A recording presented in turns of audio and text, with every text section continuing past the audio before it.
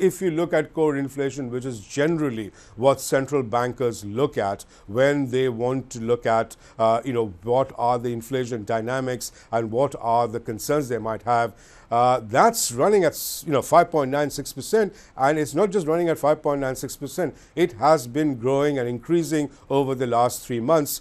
This is core inflation as defined by the RBI minus the transportation element in it. So we call it core. But that is running around 6%, having risen for the last 3 months, and that suggests that the slack in the economy, which again is a result of the lack of investment over the last 5 years, that the slack in the economy is much less than the headline inflation number would suggest, and that the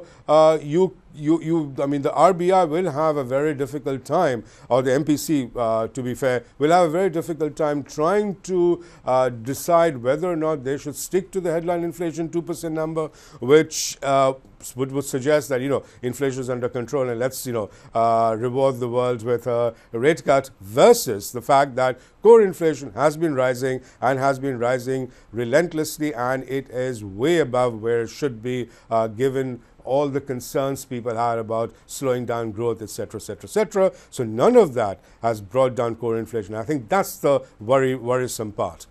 I'm calling for a prolonged pause at this point. I'm not calling for a rate cut. But those who are still calling for a rate cut, you can see things from their perspective as well. And the point here is that every single year we've been talking about high pressures from oil, from droughts, from fiscal slippage, from state deficits, and yet inflation has been stubbornly low over the last couple of years. So there's obviously something in the nature of inflation that is changing, and I just don't think it's India. I think it's a global phenomenon at this point. So of course there are a lot of risks out there, but the truth is that there have been many risks around for many years which don't seem to have been materializing.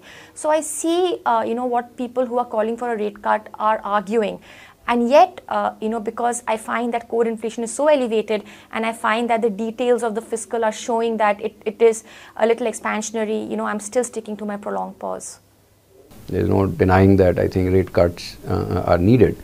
But from the perspective of what they will do, that's when you have to bring in more sort of variables into the picture. The most important thing is that if you're on a tightening bias, if you end up cutting rates, then you are pretty much telling the market that for all of the coming 5 years, till the time that this vintage of economists and analysts and market traders are around, no one is going to believe you when you say, oh, we are going to a tightening bias. So what's the meaning of a tightening bias if you are going to cut rates when you're a tightening bias, right? So I think the first step has to be to clear the way and move to neutral or an easing bias, and at least acknowledge that there is a growth problem. And then if the inflation stays where it is, then you cut in April. I think that's a more sensible way of doing it. The MPC is late both in shifting its stance to neutral and in cutting rates. To be fair, don't forget the MPC had actually raised rates twice before changing its stance, right? And that is simply because some of these things are evolutionary, the way some of the risks were presenting at that time. I don't think they could really look far ahead and signal a change in stance and also raise rates at the time. So they did it incrementally. It just so happens it landed up being twice, and then they shifted their stance. There's no reason why the stance can't be changed and a rate cut be announced at the same time. I mean, there's no rule book that says that can't be done. In fact, I would have argued that they should have shifted stance at the last meeting. It is important to emphasize, I don't think there's any strong case, or actually even a weak case, for an aggressive easing. My sense still remains, and it's a non-consensus view I've had for some time, that there will be 2 rate cuts.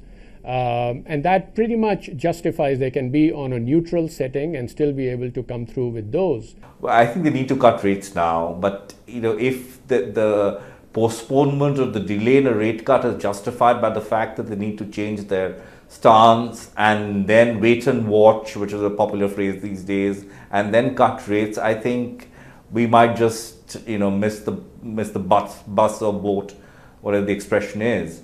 So I think they should both change the stance and cut the rate in February, and I have a feeling they will this time.